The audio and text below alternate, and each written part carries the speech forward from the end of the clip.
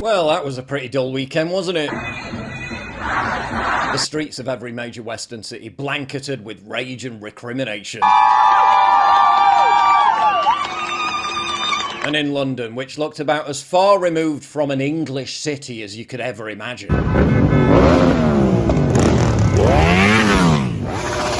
But pro-terror sentiment was profusely exhibited around every corner, where angry mobs roamed as authorities looked on virtually powerless.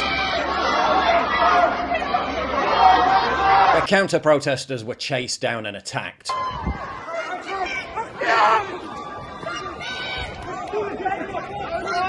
Where shitlibs' obsessive pearl-clutching about so-called offensive speech suddenly took a backseat. Police made sure they were in the right place at the right time to address the real threat. Some bloke with a Union Jack flag.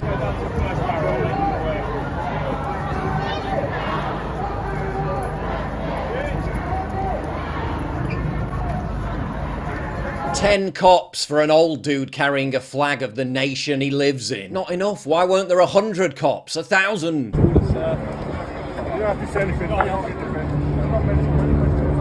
you fucking kidding me? He's being arrested for carrying a Union Jack in Downing Street. Are you serious? It's not a fucking disgrace. This man was not arrested for carrying the Union Jack flag. Apparently he was arrested for saying something racist. In other words, for offensive speech. These women, literally wearing paragliding images in direct support of Hamas terrorists who slaughtered innocent civilians in their own homes, well, they mysteriously managed to avoid getting arrested. Guess this guy's white privilege wasn't much help on this occasion. I guess he'll soon be sharing a jail cell with people who use the wrong pronouns. Before the march, police sources told The Telegraph they were most concerned about right-wing and nationalist groups seeking to provoke Palestine supporters. Right, because when I see footage like this,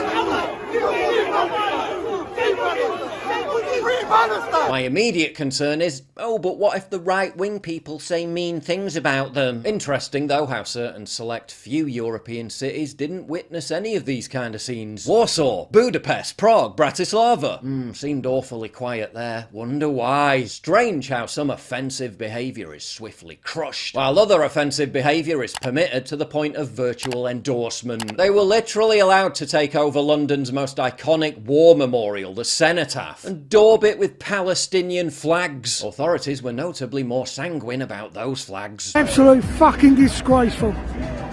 Next to the fucking cenotaph. How'd they get permission for that next to that? David, fucking... David, distasteful. Eh? Absolute fucking disgrace. You think that's disgraceful?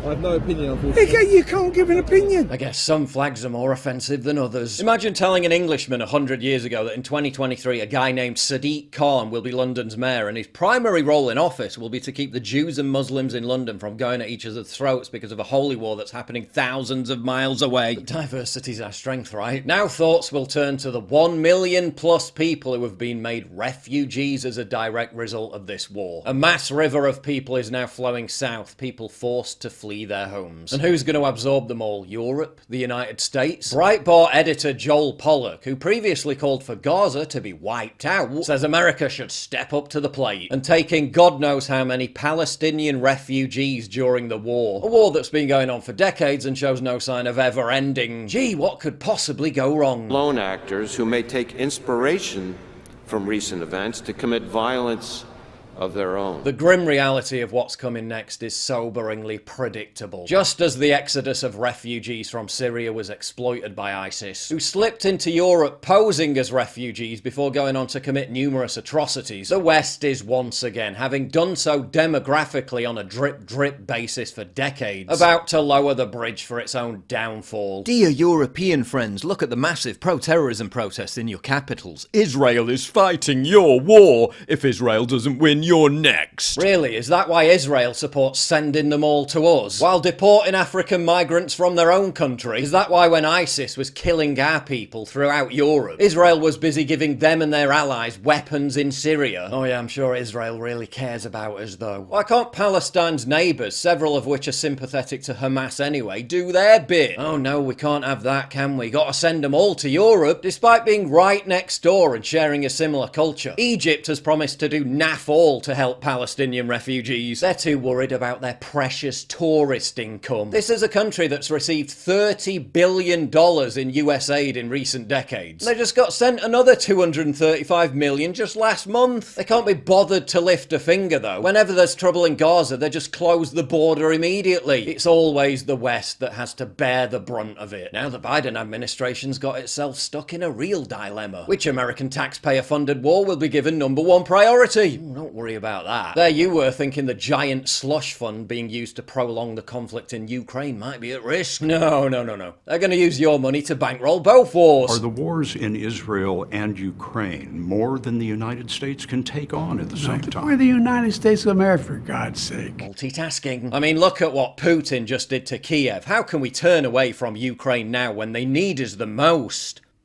Oh, sorry, my bad. That's what Israel just did to Gaza. Israel's most prominent supporters are saying that if America doesn't back them now, there'll be nuclear war. If Israel is forced to the wall, the possibility of nuclear exchange is extremely high. That is why it is very important that the United States provide the material aid to Israel. And who exactly are we going to war against? This Israeli army officer seemed to suggest that it was everyone in Gaza. To the answer, the war is not just with Hamas. The war is with all the civilians that cannot see us as human beings. An eye for an eye makes the whole world blind, and we're prancing around carelessly on the precipice of near Armageddon. Get early access to videos, exclusive live streams, and personally DM me. You've seen how much I get demonetized all the time. Well, this is how you support me. By subscribing at pauljosephwatson.locals.com. Please click the link in the description.